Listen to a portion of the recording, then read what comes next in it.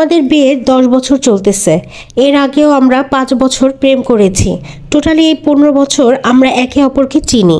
আমি দেখতে মোটেও অনেক সুন্দর না, কিন্তু আমার হাজবেন্ড দেখতে সুদর্শন, মাশাল্লাহ।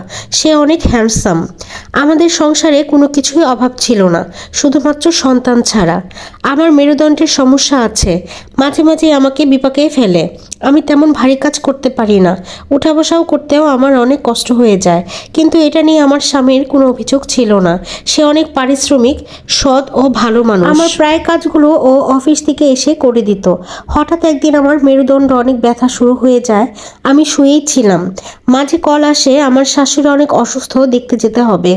আমার স্বামী বলল, তুমি শুয়ে থাকো, তোমাকে যেতে হবে না, আমি গিয়ে দেখে আসি। আমি বললাম, আমার কোনো সমস্যা হবে না, আমিও যাব। এই বলে দুইজনই রওনা হলাম। বলে রাখি, আমার স্বামীর চাকরির সুবাদে আমরা দুজনে একটু আলাদাই থাকি। ইতিমধ্যে আমার ননদের জামাই, আমার অন্য দেবরা সবাই চলে আসছে। বাসায় যাওয়ার পর দেখলাম শাশুড়ি বিছানায় শুয়ে আছে, অসুস্থ মনে হচ্ছে না। আমরা রুমে ঢোকা মাত্রই আমার শাশুড়ি আমার স্বামীকে ডাক দিল, ডেকে কাছে বসালো আর অনেক কান্না শুরু করে। এতটা কান্না শুরু করে যে কথাই বলতে পারতেছিল না। সবাই কান্না থামানোর পর আমার শাশুড়ি আমার জামাইয়ের হাত ধরে বলতেছে, বাবা, আমি কি আর পোতাপুতির মুখ দেখতে পারবো না? আমার স্বামী হেসে উত্তর দিল, ও আচ্ছা, এই ব্যাপার, এই জন্য তুমি অসুস্থ? আল্লাহ যখন চাইবে ঠিকই পোতাপুতির মুখ দেখতে পারবে। মন খারাপ করতেছো কেন? তাছাড়া আমরা তো ভালো আছি, ভালো ডাক্তার দেখাচ্ছে, একটু ধৈর্য ধরো না। এই কথা বলার পর আমার শাশুড়ি অনেক রেগে গেলেন। বললেন, বাচ্চা হলে এতদিন হয়ে যেত, এই বউ দিয়া কিছুই হবে না। আমি তোর জন্য মেয়ে দেখেছি, তুই আরো একটা বিয়ে করবি। আমার ছেলে বাঁচা হয়ে থাকবে, এটা আমি কখনোই মেনে নিতে পারবো না। আমার শাশুড়ির মুখে এই কথা শুনে আমার পুরো দুনিয়া অন্ধকার হয়ে যাচ্ছিল। আমার মাথা ঘুরতেছিল তখন।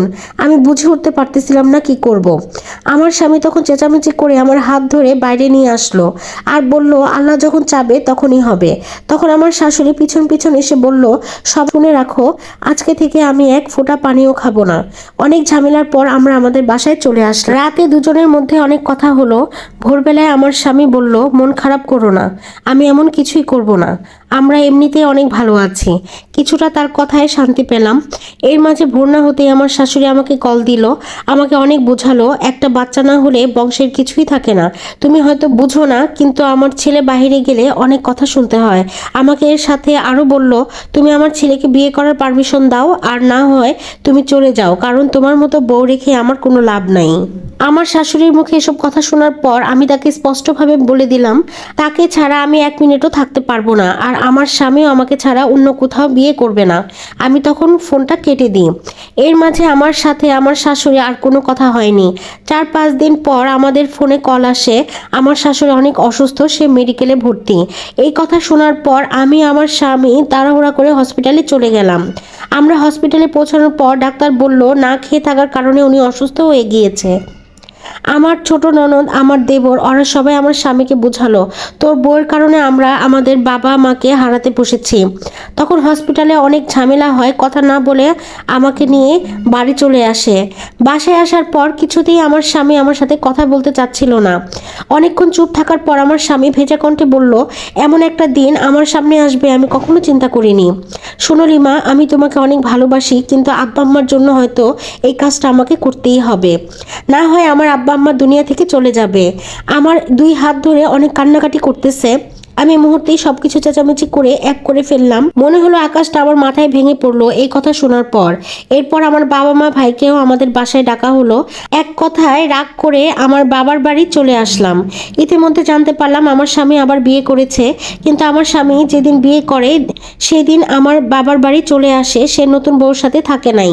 এসে আমাকে জড়িয়ে অনেক কান্না করে, তোমাকে ছাড়া আমি কখনোই থাকতে পারবো না, ওনার কাছে কখনোই যাব না।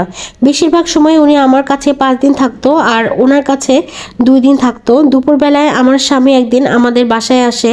তখন আমার শাশুড়ি আমাকে ফোন করে বলল, নতুন বউয়ের তো বাচ্চা হতে যাচ্ছে, কয়েকদিন পরেই ডেলিভারি। স্বামী আমার সামনেই ছিল। বিশ্বাস করবেন না আপু, এটা শোনার পর আমার মনে হচ্ছিল আমি আমার মধ্যে নাই।